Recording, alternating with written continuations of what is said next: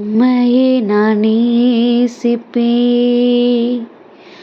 உம்மையே நான் நேசிப்பேன், உம்மையே நான் நேசிப்பேன். பின் திரும்பேனே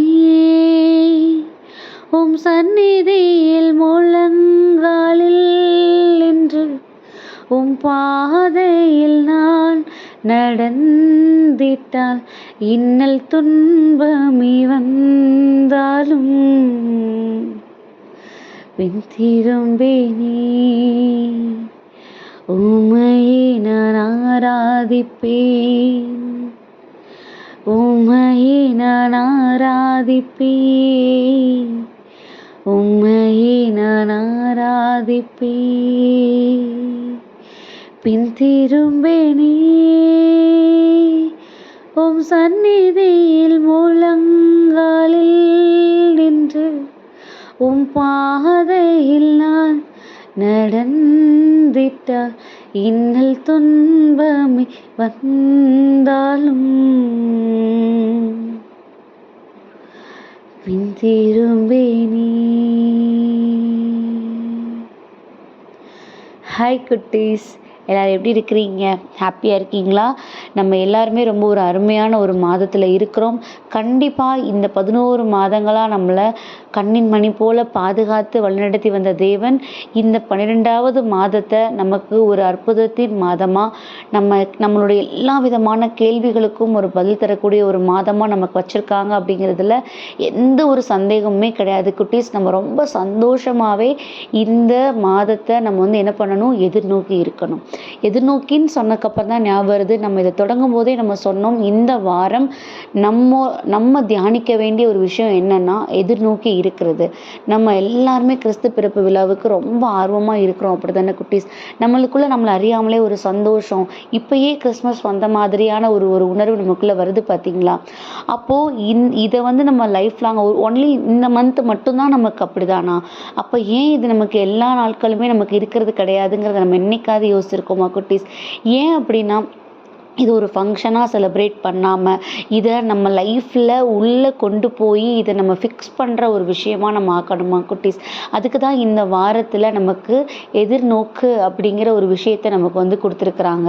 இந்த எதிர்நோக்குக்கும் இன்றைக்கி நம்ம பாடின பாடலுக்கும் ரொம்ப பெரிய கனெக்ஷன் இருக்குது குட்டீஸ்.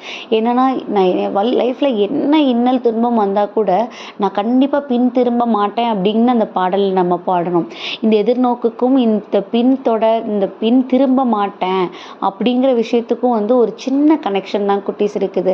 என்னன்னா, அந்த கனெக்ஷன் தான் நம்பிக்கை, ஹோப். நம்ம எல்லாருக்கும் தெரியும் ஹோப்.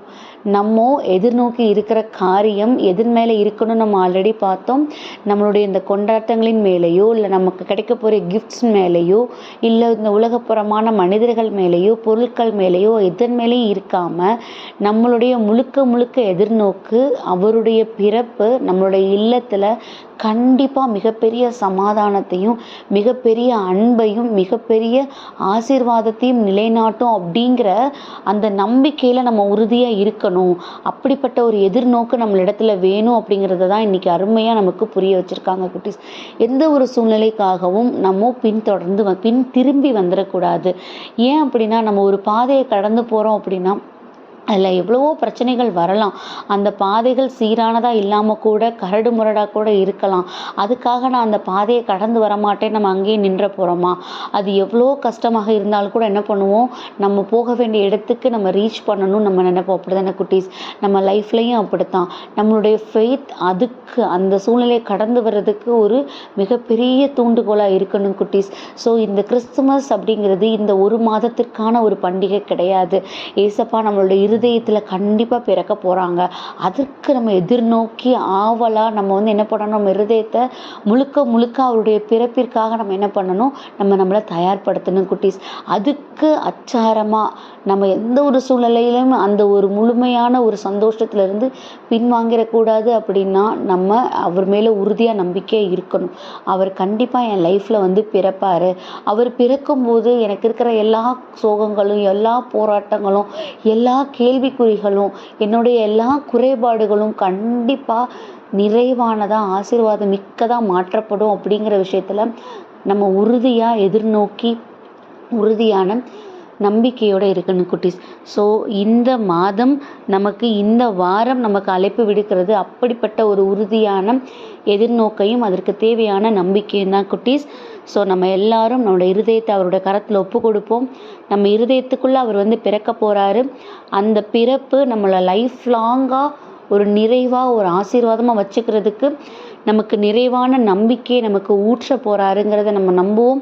கண்டிப்பாக நம்ம லைஃப்பில் எப்பயும் நிறைவும் சந்தோஷமும் ஆசீர்வாதமும் எப்பயும் கூட இருக்குங்க குட்டீஸ். ஸோ அதுக்காக ஏசப்பாட்ட ஒப்பு கொடுத்து ப்ரேயர் பண்ணுவோமா? அன்பான ஆண்டவரின் நேரத்திற்காக நன்றி அப்பா. தகப்பனே, உண்மையே நம்பி இருக்கிற நாங்கள் ஒருபோதும் வெட்கப்பட்டு போகாதபடிக்கு நீர் எங்களை பலப்படுத்திக்கிற தேவனாக இருக்கிறீங்க. உங்களுடைய பிறப்பு எங்களோட லைஃப்பில் எப்பயும் நிரந்தரமானதாக இருக்கும் அப்படிங்கிறத நாங்கள் எதிர்நோக்கி இருக்கிறோம் டாடி. அதற்கு தேவையான நம்பிக்கையை, பலனை, எந்த சூழ்நிலை வந்தாலும் கூட நாங்கள் பின் திரும்பி நாங்கள் பழையபடி பாவத்துக்கு சென்றாமல் உம்முடைய பிள்ளையாக இருப்பதற்கான பலனை, அந்த ஆழமான விசுவாசத்தை எங்களுக்கு கொடுக்கும்படியாக எங்களை ஒப்பு கொடுக்கிறோம். ஆமீன்.